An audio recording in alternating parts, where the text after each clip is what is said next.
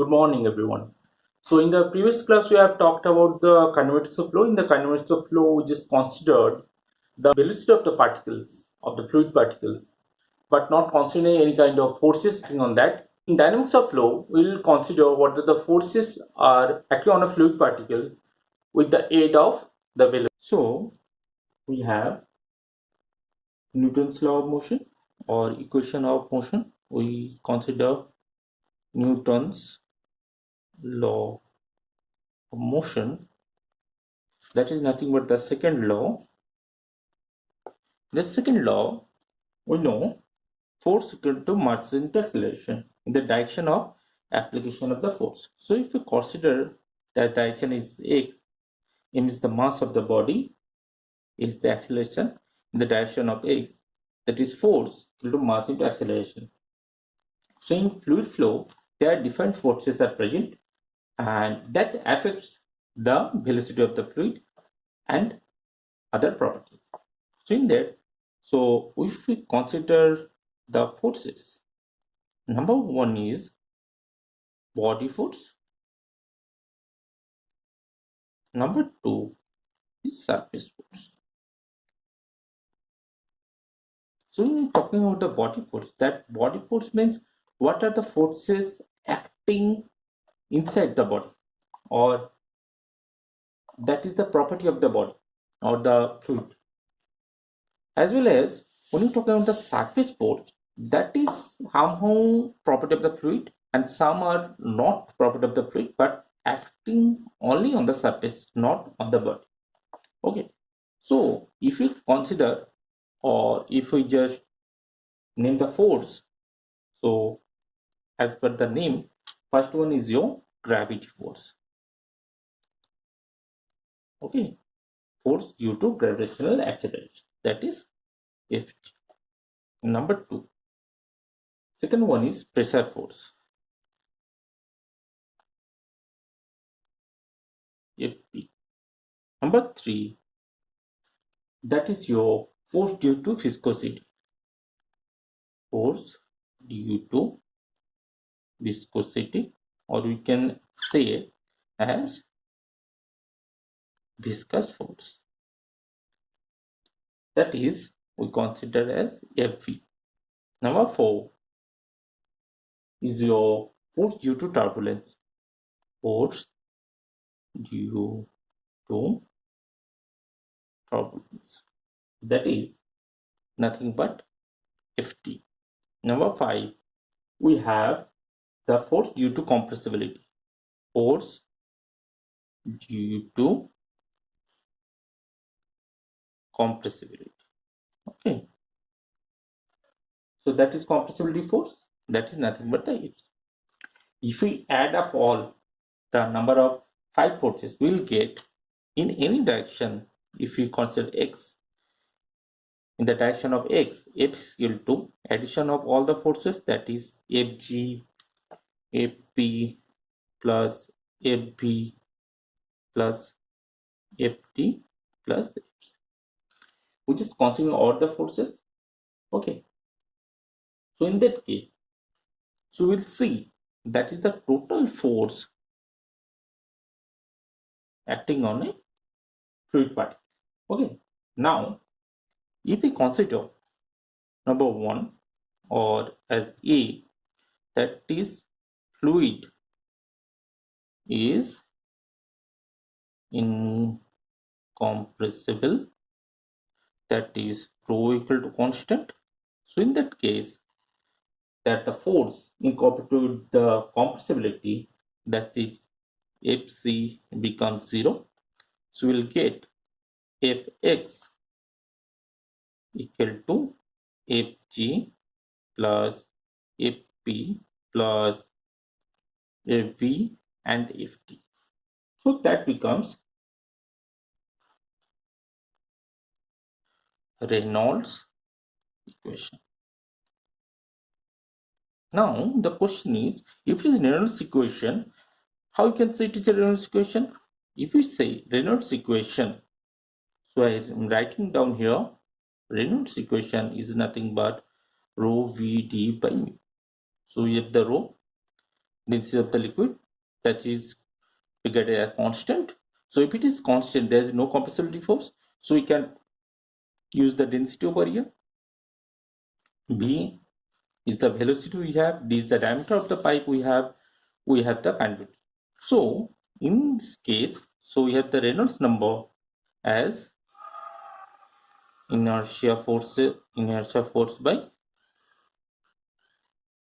viscous force.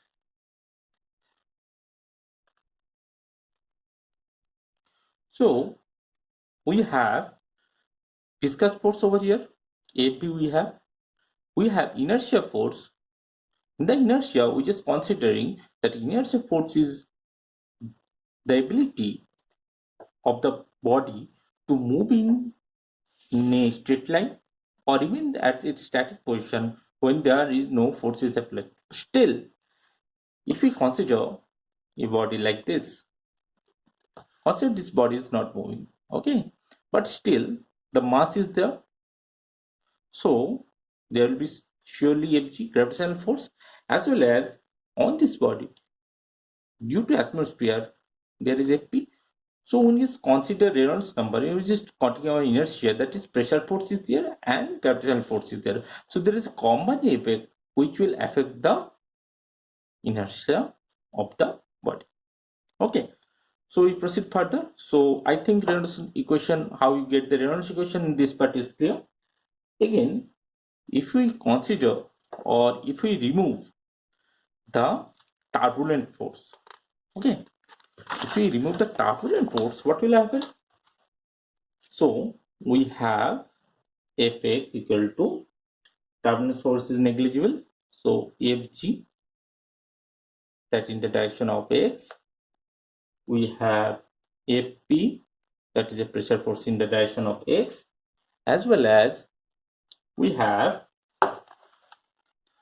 the viscous force, that is Av, direction of x. So we neglected the turbulent force, that is F equal to 0. So in that case, if you consider turbulent force, that becomes your Navier-Stokes equation. Okay. So if we talk about the Navier-Stokes, we're just considering mainly for viscous force, right? To find the viscosity of the liquid. So Stokes is mainly used, that is for the viscous force, but that viscous force can be applied for different types of flow. That can be closed conduit flow, that can be open conduit flow, and many more. So in that case, so if we remove the turbulent flows Ft, then we have the Navier-Stokes equation, and that is the conglomerate force and the viscous force. Further if we again remove the viscous force, so again we are removing another force, that is we have only F of G, that is gravitational force, and we have only pressure force, and viscous force becomes 0, that is fluid is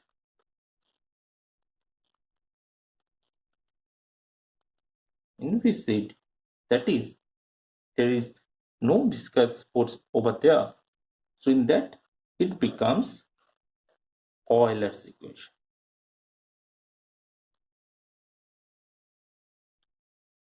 Okay.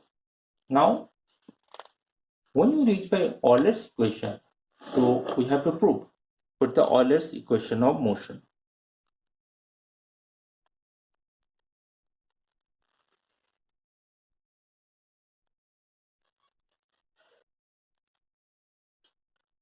The Euler's equation of motion, which is considered fluid particle over here, we have considered is a cylindrical shape. I'll explain later why we just consider this a cylindrical shape. At the end of this video, we'll talk about the why this is a cylindrical shape, why it is not any other shape.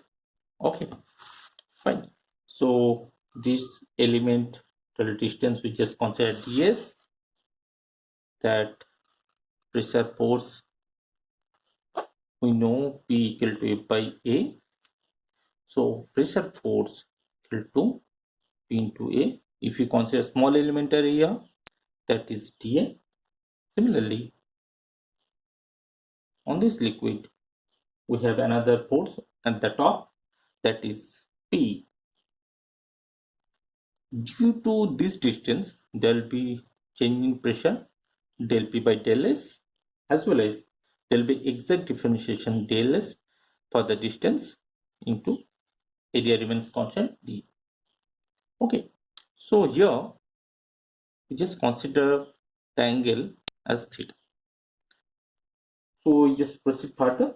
And what are the other forces? You can see there is a gravitational force is also there. So we can't neglect that also.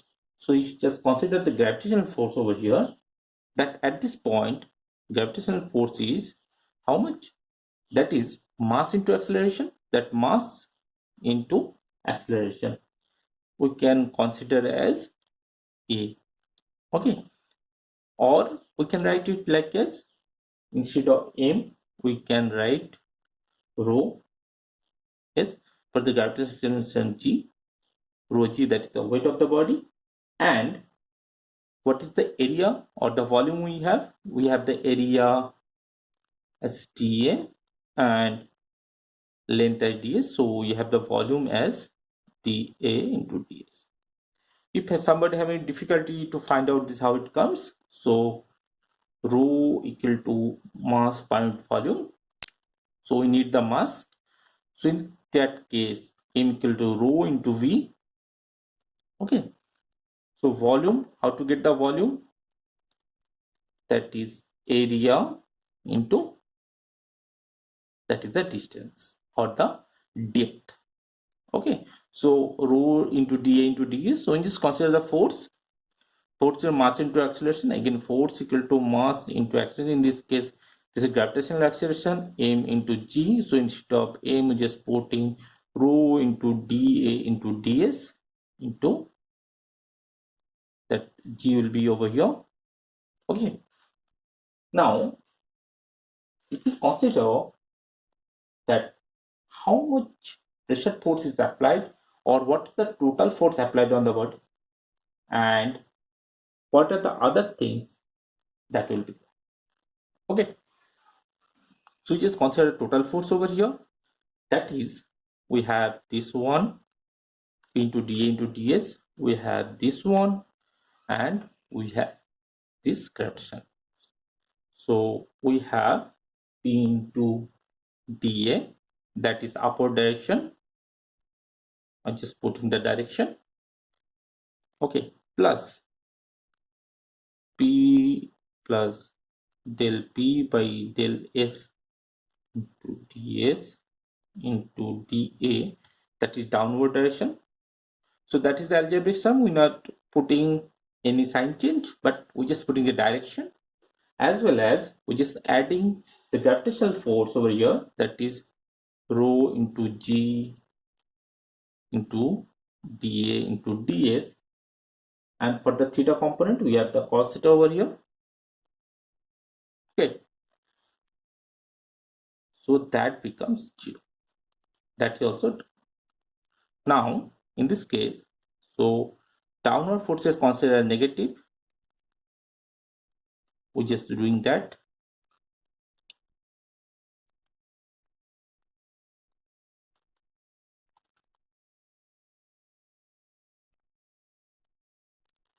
Now, so finally what we got over here? We got that P into dA minus P into dA minus del P by del S into ds into dA minus rho g, we have dA into ds cos theta, that becomes 0. Okay. Now we have this g, we have this rho, this will be cancelled out. So what are the other parts?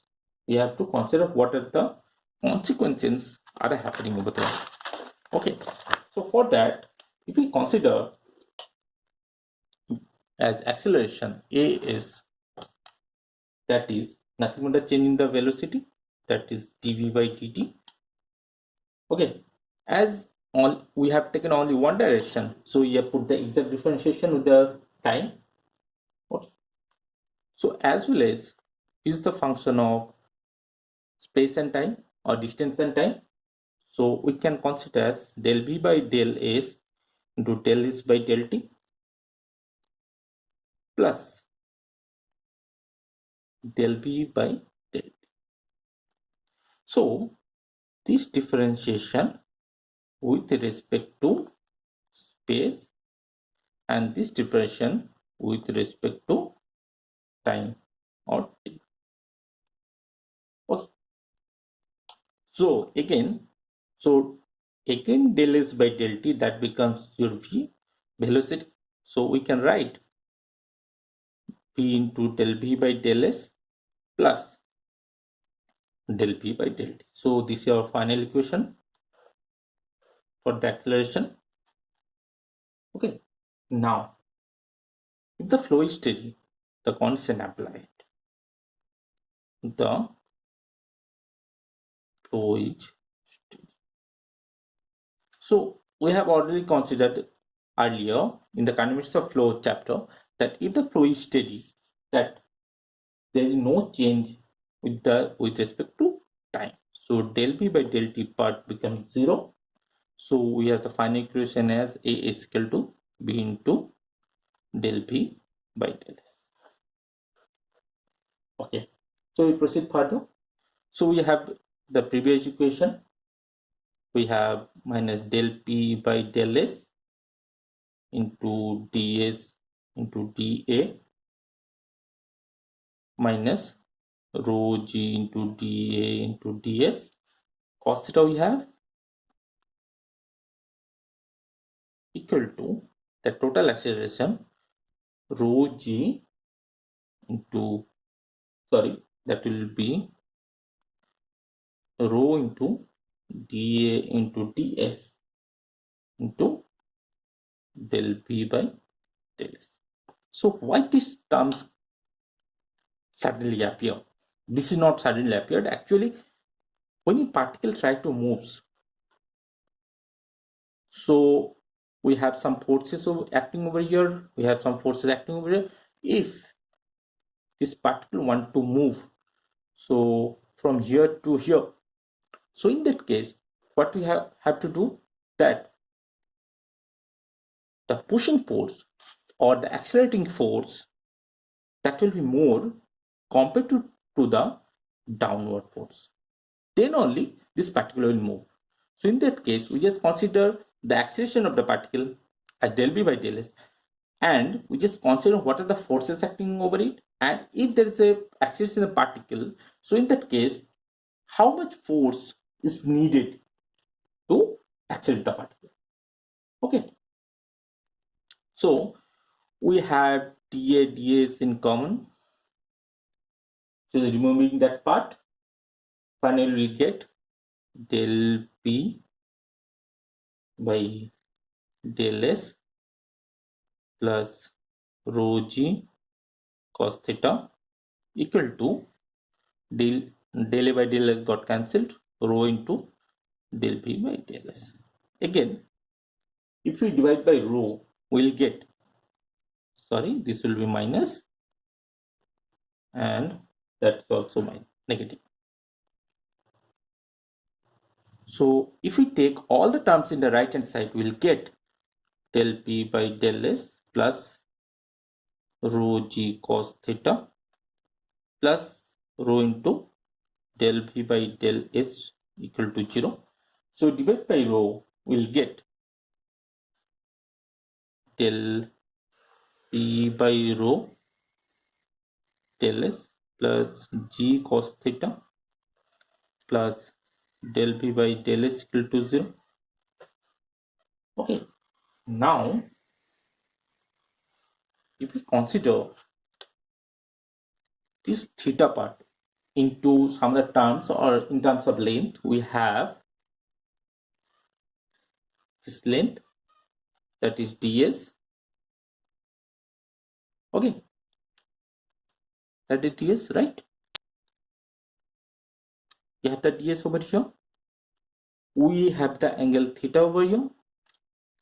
If we consider this height as dz, that the perpendicular height dz, we'll get that cos theta equal to base by hypotenuse, that is dz by ds. Okay, so we can put over here del p by rho ds plus g will be there. Instead of cos theta, we will put dz by ds plus del v by del s equal to 0. Now, sorry, we missed the v over here. Sorry, that's my mistake. Now, what we have? We have ds in common. You can see. So we have del p by rho plus g into dz plus v dv. That becomes 0 by cancelling ds. So this is our Eulerian equation. This equation known as Euler's equation.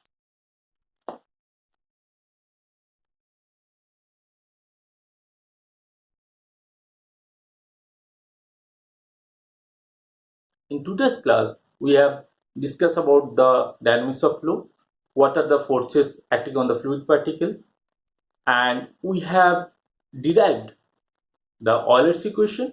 And before deriving the Euler's equation, we have considered what are the forces acting, and one by one we just put the constants, we just remove the forces, and as per that different equations